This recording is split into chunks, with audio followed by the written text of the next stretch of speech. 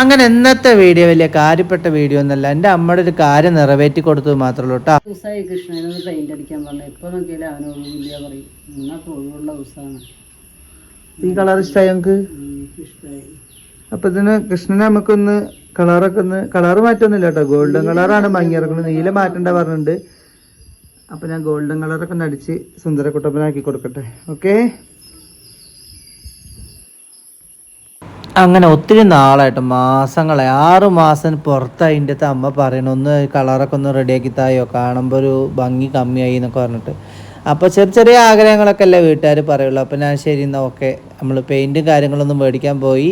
പക്ഷേ അവിടെ പോയപ്പോൾ 300 രൂപ തിരിച്ച് നേരെ പോന്നു. വെറുതെ എന്തിനാ ചെറിയൊരു പെയിൻറ്റ് 300 രൂപ കൊടുത്ത് വാങ്ങണം വിചാരിക്കും.